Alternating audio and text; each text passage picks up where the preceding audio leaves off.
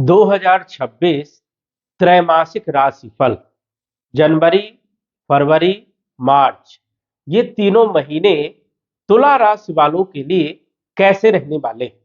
वर्ष की शुरुआत कैसी होगी? किन ग्रहों का राशि परिवर्तन होगा? ग्रहों के राशि परिवर्तन से किन किन क्षेत्रों पर क्या क्या शुभ प्रभाव होगा, क्या क्या अशुभ प्रभाव होगा, क्या सावधानी रखना है, इस वीडियो के माध्यम से संपूर्ण ए टू जेड पूरी जानकारी देने का प्रयास करेंगे। तो आइए जानते हैं। ये जो आप कुंडली देख रहे हैं, जनवरी महीने की कुंडली है। सौर मंडल में ग्रहों की स्थिति इस प्रकार से रहने वाली है। जनवरी के महीने में 4 ग्रह जो कि तृतीय भाव में सूर्य, बुध, शुक्र, मंगल का गोचर हो रहा है। ये चारों ग्रह राशि परिवर्तन करेंगे और आपके सुख भाव में आ जाएंगे, चौथे भाव में आ जाएंगे। यह फलादेश चंद्र राशि पर आधारित है। नाम राशि के आधार पर भी जान सकते हैं, लग्न राशि के आधार पर भी जान सकते हैं। और यदि कुंडली विश्लेषण करवाना चाहते हैं तो दिए गए व्हाट्सएप नंबर से संपर्क करके अपॉइंटमेंट लेकर के कुंडली का विश्लेषण करवा सकते हैं। तुला राशि के स्वामी, तुला लग्न के स्वामी शुक्र देव होते हैं और शुक्र जो है तृतीय भाव में गोचर करेंगे 1 जनवरी से लेकर के 13 जनवरी तक। लगन भाव के मालिक हैं और लगन से हम हेल्थ के बारे में देखते हैं, स्वास्थ्य के बारे में देखते हैं, रूप रंग स्वभाव के बारे में देखते हैं। शुक्र जो है लगन के भी मालिक हैं और अष्टम भाव के भी मालिक हैं, क्योंकि शुक्र के पास 2 राशियां हैं और शुक्र लग्नेश भी है और अष्टमेश भी है और गोचर कर रहे हैं तृतीय भाव में, पराक्रम के भाव में। स्वभाव यदि देखें तो एक अच्छा स्वभाव रहेगा। स्वास्थ्य के बारे में यदि हम बात करें तो हेल्थ आपकी बहुत अच्छी रहेगी। स्वास्थ्य में यहाँ पर कोई विशेष दिक्कत यहाँ पर नहीं दिख रही है। कॉन्फिडेंस अच्छा रहने वाला है और यात्राओं के भाव में गोचर कर रहे हैं। तो जनवरी के महीने में तुला राशि वालों की यात्राएं होना संभव है। आप घूमने जा सकते हैं, कहीं पर भी तीर्थ स्थल जा सकते हैं, पिकनिक में जा सकते हैं, कहीं ना कहीं आपका टूर बनेगा ही बनेगा, क्योंकि तुला के स्वामी शुक्र जो है छोटी यात्राओं के भाव में गोचर करेंगे। तो ये एक अच्छी स्थिति है कि आपको यात्रा करनी है, होने वाली है। वही यदि हम बात करें तो शुक्र जो है यहाँ पर रहने वाले हैं 13 जनवरी तक। 13 जनवरी के बाद ये आ जाएंगे चौथे भाव में, सुख भाव में आ जाएंगे। चौथे भाव में आएंगे तो सुखों में वृद्धि करने का काम करेंगे। भौतिक सुख, लग्जरीज लाइफ, भूमि, भवन, प्रॉपर्टी, मकान, वाहन का सुख देने का काम करेंगे। यदि आप प्लानिंग कर रहे हैं मकान खरीदने की, मकान का काम चालू करना चाहते हैं, प्रॉपर्टी क्रय करना चाहते हैं, वाहन खरीदना चाहते हैं, तो आपकी इच्छा की पूर्ति होगी। अष्टम भाव के मालिक है तो ससुराल पक्ष का भी सपोर्ट मिलेगा। ससुराल पक्ष से संबंध है, थोड़ा सा क्लोज हो सकते हैं या मिलन हो सकता है, गुप्त धन प्राप्त हो सकता है, अचानक धन की प्राप्ति हो सकती है, अचानक रिकवरी आ सकती है। किसी को पैसा दिया नहीं मिल पा रहा तो हो सकता है आपको पैसा मिल जाए। तो ऐसी स्थिति जो है जनवरी के महीने में, पूरे जनवरी में देखने को मिलेगी। धन के जो मालिक है वो मंगल देव है। मंगल धन के भी मालिक है और विवाह के मालिक है, सप्तम भाव के भी मालिक है। ये जो भाव है द्वितीय भाव है, कुटुंब, परिवार और धन हम यहां से देखते हैं। और ये सप्तम भाव है, यहां से विवाह, वैवाहिक जीवन, दाम्पत्य जीवन, दैनिक आय, पार्टनरशिप और व्यापार को देखते हैं। मंगल गोचर कहां कर रहे हैं? पराक्रम भाव में, कारक भाव में अच्छी स्थिति में गोचर कर रहे हैं। स्वाभाविक है कि पराक्रम यदि करते हो तो धन की प्राप्ति होगी, कुटुंब परिवार का सुख मिलेगा, वाणी आपकी बढ़िया रहेगी और व्यापार में भी लाभ होगा, क्योंकि मंगल यहाँ पर बहुत अच्छा कंफर्टेबल अपने आप को मानते हैं। व्यापार अच्छा रहेगा, वैवाहिक जीवन बढ़िया रहेगा, दैनिक आय में वृद्धि और पार्टनरशिप आपकी बहुत अच्छी रहने वाली है। लेकिन मंगल यहाँ पर रहेंगे 16 जनवरी तक, 1 जनवरी से 16 जनवरी तक। उसके बाद आ जाएंगे चौथे भाव में, मकर राशि में। अब यहाँ पर और अच्छी स्थिति बन जाएगी, क्योंकि यहाँ पर राजयोग बनेगा, रुचक नामक राजयोग। और ये राजयोग पंच महापुरुष में से एक राजयोग माना जाता है, जो कि कई सारे क्षेत्रों में लाभ होगा।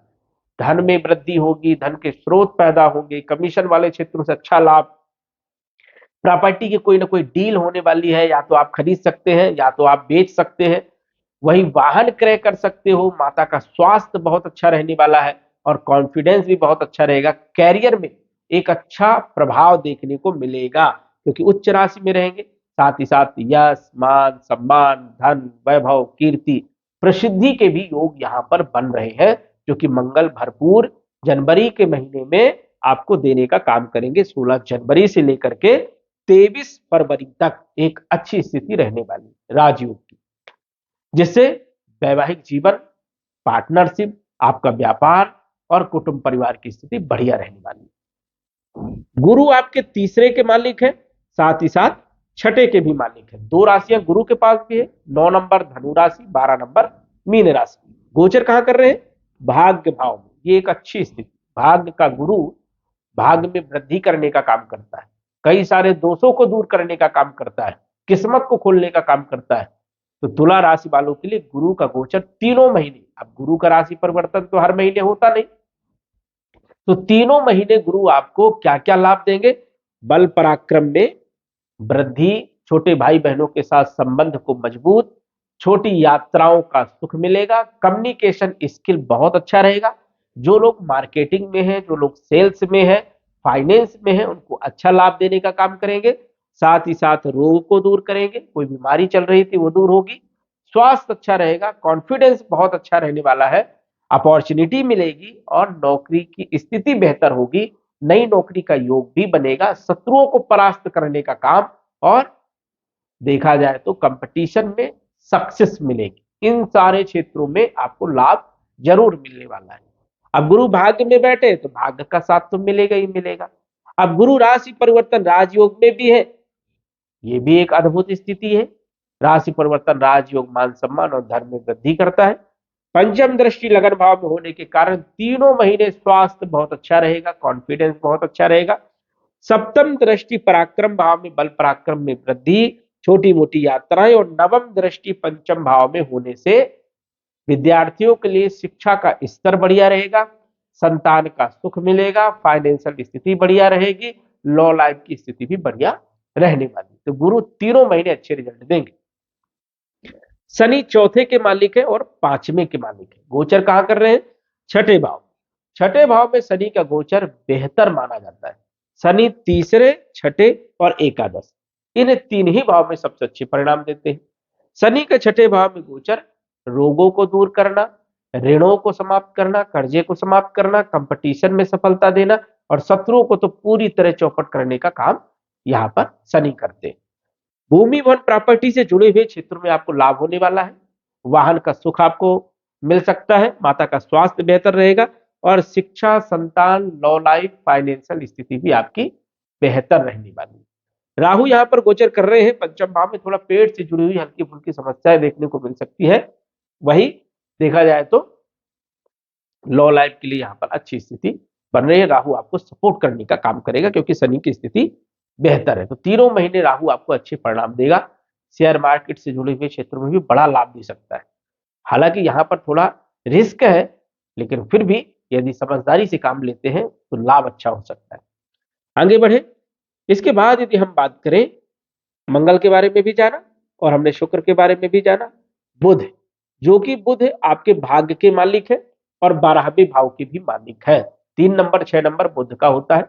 बुध गोचर कर रहे हैं पराक्रम भाव में और अपने घर को, भाग्य भाव को देख रहे हैं। गुरु बुध का राशि परिवर्तन हो रहा है, परिवर्तन राजयोग, ये बहुत अच्छी स्थिति। भाग्य का पूरा साथ मिलेगा, जिस क्षेत्र में आप हाथ डालेंगे उसमें आपको सक्सेस मिलेगी। व्यापार आपका बहुत अच्छा रहेगा, आपकी बुद्धि बहुत अच्छी रहेगी, कम्युनिकेशन स्किल आपका बहुत अच्छा रहने वाला है, और पिता का सपोर्ट भी आपको मिलने वाला है। कब तक? 17 जनवरी तक। 17 जनवरी को बुध आ जाएंगे आपके चौथे भाव में। चौथे भाव में आ जाएंगे तो यहाँ पर भी अच्छी सिचुएशन है। बुधादित्य राजयोग बनेगा, लक्ष्मी नारायण राजयोग बनेगा। ये राजयोग बहुत सारे बन रहे हैं। वर्ष की शुरुआत आपके लिए बहुत बेहतर है। यहां पर भी एक अच्छी स्थिति रहेगी, जो कि भाग्य का साथ और विदेश की यात्राओं के लिए समय बढ़िया रहेगा। 1 जनवरी से लेकर के 17 जनवरी तक यदि आप ग्रीन कार्ड के लिए अप्लाई करना चाहते हैं, वीजा के लिए अप्लाई करना चाहते हैं, पासपोर्ट के लिए अप्लाई करना चाहते हैं, सबसे बढ़िया समय, सक्सेस आपको जरूर मिले। या कोई कागज कार्रवाई करना चाहते हैं तो भी आपके लिए बढ़िया स्थिति है। उसके बाद भी अच्छी स्थिति है, लेकिन ये सबसे अच्छी स्थिति है 17 तारीख तक, 1 जनवरी से 17 जनवरी तक। इन क्षेत्रों में आपको अच्छी सक्सेस मिलेगी। विदेश की यात्राओं का प्लान कर सकते हो, घूमने जा सकते हो, तो ये भी एक अच्छी स्थिति है। बुध के बाद कैरियर के मालिक चंद्रमा। अब चंद्रमा का फलादेश तो संभव नहीं है, क्योंकि 2.25 दिन में चंद्रमा का राशि परिवर्तन हो जाता है, और मासिक राशिफल में जो है चंद्रमा का प्रेडिक्शन नहीं किया जा सकता है, क्योंकि बहुत बड़ा वीडियो हो जाएगा। अब 2.25 दिन का राशिफल बनाना पड़ेगा। इसके लिए हमने सोचा है कि जनवरी के महीने से साप्ताहिक राशिफल आपको दे, जिसमें सटीक जानकारी आपको मिलेगी कि आज का दिन, कल का दिन और एक सप्ताह का समय कैसा रहेगा। क्योंकि चंद्रमा मन है, मन का जो कंट्रोल है वो चंद्रमा के पास। यदि आज आप प्रसन्न हैं तो समझिए कि चंद्रमा अच्छी जगह गोचर कर रहा है। आज यदि आप दुख है तो समझिए कि चंद्रमा कहीं खराब स्थिति में है। तो ये चंद्रमा से देखते हैं, चंद्रमा ही मन है। तो साप्ताहिक राशिफल में हम चंद्रमा के बारे में विस्तार से आपको जानकारी देंगे। लेकिन यहां पर यदि हम बात करें तो कैरियर के लिए 13 जनवरी के बाद स्थिति बेहतर है। कार्य क्षेत्र में एक अचानक बड़ा बदलाव देखने को मिल सकता है। आप एनर्जिक देखने को मिल सकते हैं। कहीं ना कहीं जो है कैरियर को लेकर के एक अच्छी स्थिति बनेगी।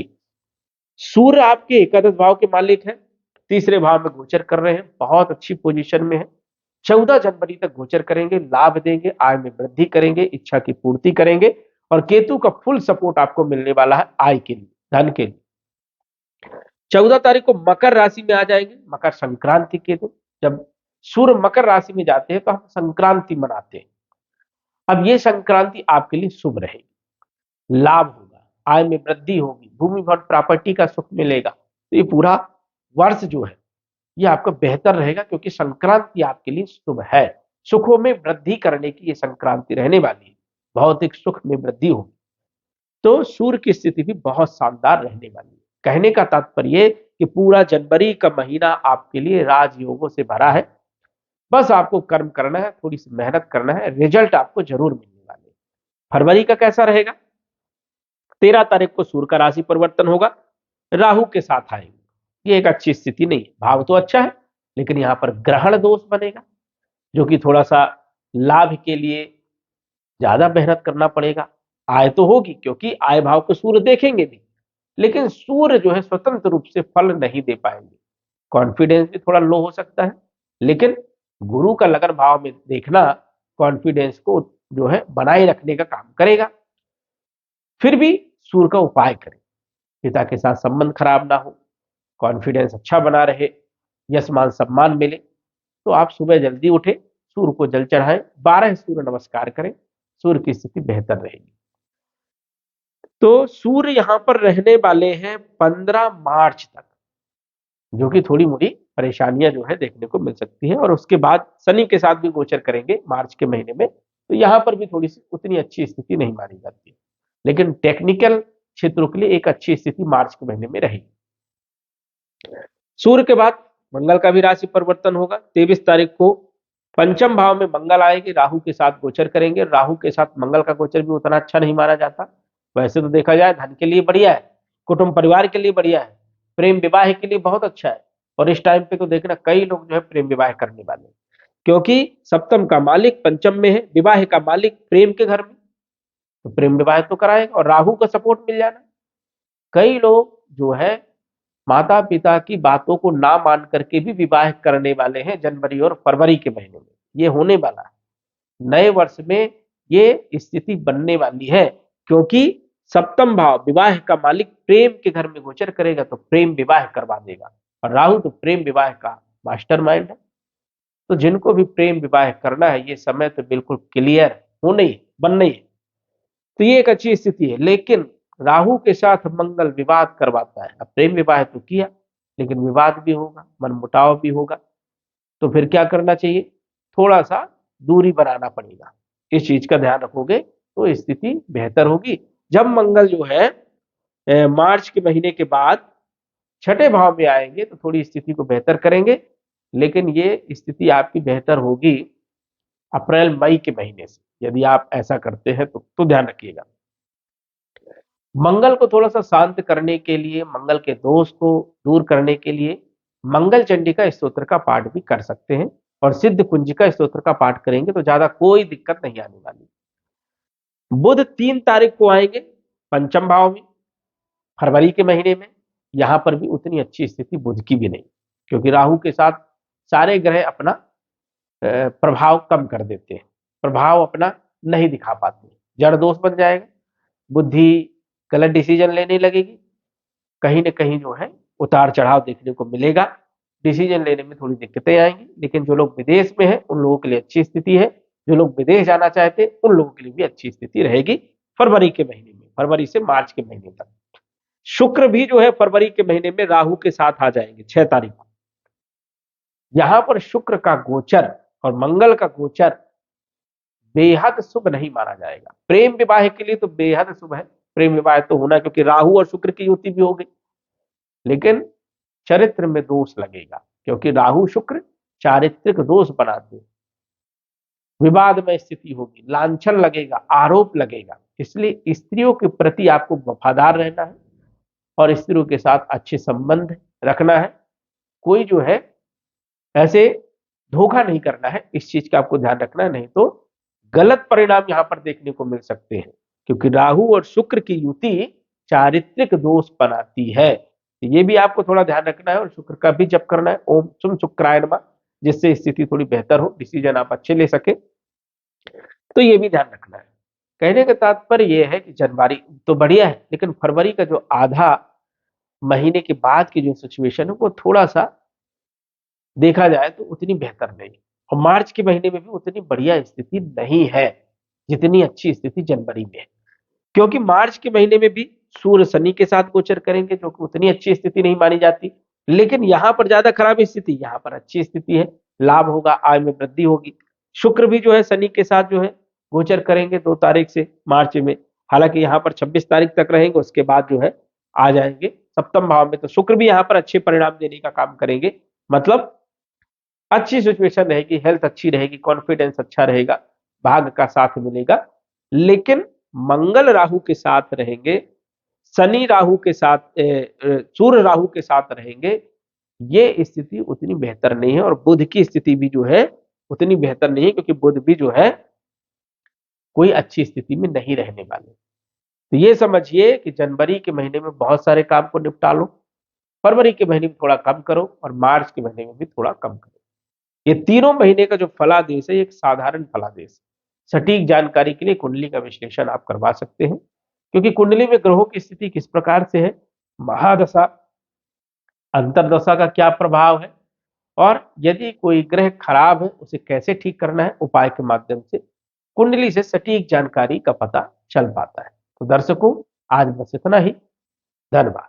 यदि आप अपनी कुंडली का विश्लेषण घर बैठे करवाना चाहते हैं तो दिए गए व्हाट्सएप नंबर से संपर्क करें। साधारण फीस जमा करके आप अपनी कुंडली का विश्लेषण फोन के माध्यम से घर बैठे ही करवा सकते हैं और जान सकते हैं अपने भूत, भविष्य और वर्तमान के बारे में। धन्यवाद। WhatsApp number 9479893911।